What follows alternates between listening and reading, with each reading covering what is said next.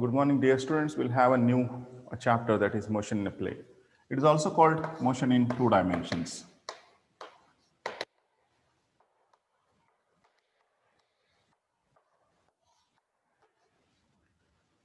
To understand motion in two dimensions, the last chapter learning, that is a motion in one dimension, that is called motion in a straight line. We used to have two directions. Plus, I start from a reference marker O. If you move in a particular direction, take it as right side, it is a positive direction, plus x, the other side minus x. I can say there are only two directions, plus x, minus x. When it comes to motion in a plane, I will not restrict to that.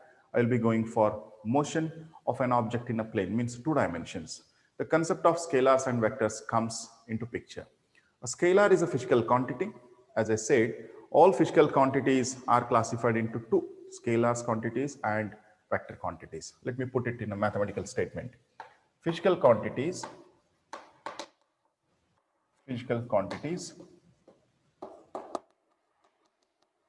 are classified into two. One is scalars, the other is vector physical quantity. I repeat, anything you measure is called a physical quantity, and that physical quantity can be classified into two, a scalar physical quantities, vector physical quantities. When I say scalar physical quantities, they have only magnitude, whereas vector physical quantity, they have magnitude plus direction.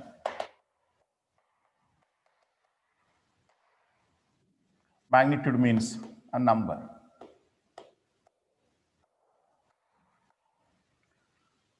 Example, you'll appreciate mass, a physical quantity, but it's a fundamental physical quantity. When I say mass is a fundamental quantity, fundamental means this physical quantity cannot be expressed in other physical quantities, and mass being a scalar physical quantity. Next, time being a scalar quantity. Temperature, again a fundamental quantity. Again, it is also scalar quantity. Electric current, it's also a fundamental physical quantity. It's also scalar. Most of the quantities which we come across, they may be scalar, they may be vector. Now take another physical quantity, a force. We have derived it. This is called derived physical quantity. We have two types of quantities, fundamental physical quantity, derived physical quantity. What are fundamental quantities? These quantities cannot be expressed into other quantities. They are independent of other quantities. They exist on their own. They are called fundamental. So we have 7 fundamental, and all other physical quantities are called derived quantities. All the quantities which you come across in physics or anywhere in measuramental science, it is called a physics, are divided into two, scalars and vectors.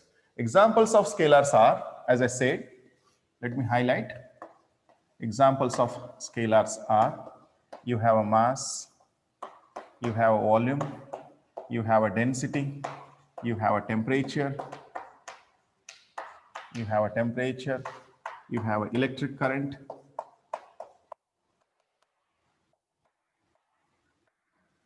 yes, etc. so on. Then you have vector physical quantities. The most of the times we talk about velocity, displacement, velocity, acceleration, force. You have plenty. Let me start it simple. Displacement is a vector physical quantity. Velocity, acceleration. Yes, you have plenty. A field, that is electric field, magnetic field. You have force, etc.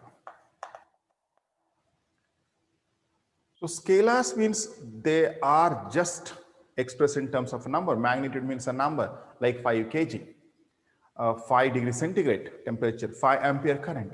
Now when it comes to force, if I take for example this force, I will say 5 Newton, but at the same time I may express it is along x-axis, or it is along y-axis, or along z-axis, or plus x-axis, or minus x-axis.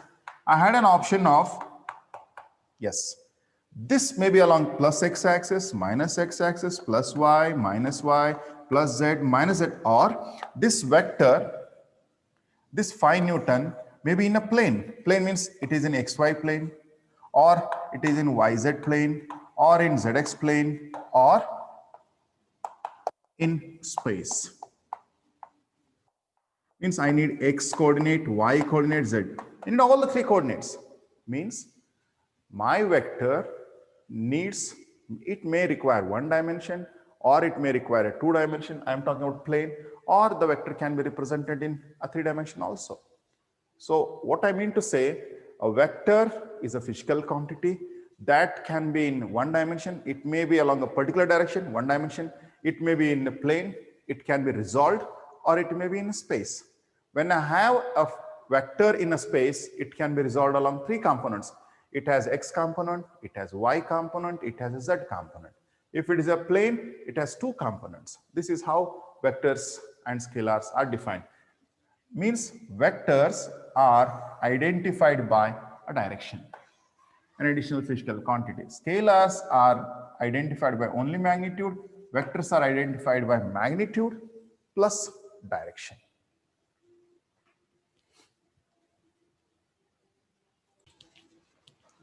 Dear students, let me discuss the next small parameters which we often come across in this chapter: position vector and displacement vector. The title is a small title: position vector, displacement vector. Means this is a vector quantity, this is a vector quantity. Displacement is a vector. No need to add displacement vector, but it is a common practice. We write displacement vector. Displacement itself is a physical quantity. It's a vector. Position is not a physical quantity, but we write position vector. That is a small concept. Okay. Take for example, this is y-axis or x-axis, y-axis. This board is a plane. It has a x-axis, it has a y-axis. Now when an object motion of an object, take for example your car, is plotted in a plane like xy axis, take it is going in this path. Something, don't worry. Now take this point as some starting point, call it as a P. At some instant at time t, you detected your car is at P. After later time, like t equal to 7 a.m., you detected here. At 9 a.m., you may detect here. It is called P dash, another location. The time is T dash corresponding. T is at 7 a.m., it may be 9 a.m., or it may be 6 a.m., or it may be 8 a.m. That is a different time. Let T be the time at which an object is located, it is a P. So this is a path of a motion, path of motion of an object. Let me connect it. This is my origin, some reference. The moment I take origin to the point P, so I will put an arrow mark. Now this OP will put, since I am going to say it's a vector, I am going to put an arrow mark over it. So it is called R vector. So what I mean, I have taken O as an origin in the plane XY plane. This curve indicates path of object. This is path of object. And I have selected a small point on its motion. At certain time t, the object was located. Let P be the point where it is located. If I just imagine a line which connects origin to the point P, this OP is called a position vector. OP is called position vector, this OP. Next, if object moves from P to P dash in a time interval T dash, so once again, if I connect it from here to here, this again I can put it a vector. Yes, again it becomes OP dash is also vector, which I can write it R dash vector. This length I can say R vector. This length I can say R dash vector. What is R and R dash? With respect to origin, this R may be 50 meter. With respect to this origin, this length may be 70 meter. Means R indicates the magnitude, whereas this arrow mark indicates the direction in which, see here, the direction OP is different, the direction OP dash is different. With respect to this x-axis, this angle may be 60 degree. With respect to x-axis, this angle may be 40 degree. So in that way, I can say the direction of OP position vector. OP is a position vector with R magnitude. OP dash is a position vector with R dash magnitude. Magnitudes are different, directions also different. So this is called, these two are position vector. OP is a position vector, OP dash is a position. If I connect, if I say this is my starting point and this is my final point, then further I can draw a connection. So like this. Now PP dash, so both are vectors. OP is a vector, position vector, OP dash is a position vector. O to P is a position vector with R bar, the notation, and O to P dash is a position vector R dash bar. And what is PP dash? If I take P as a starting point and P dash as a final point, that if I connect P to P dash, it is called PP dash. This is a position vector, but it is called displacement vector. This is called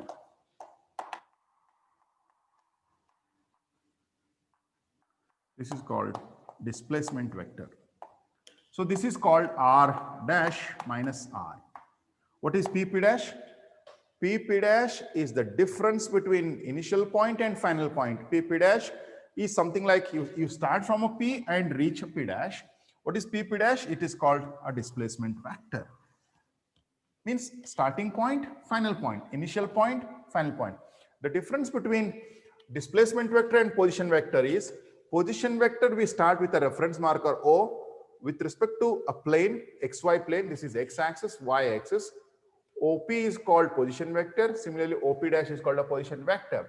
If I take P to P dash, if I take P as a starting point, P dash as a final point, the difference, the shortest path is called PP dash. That is called a displacement vector, which can be written as R dash minus R.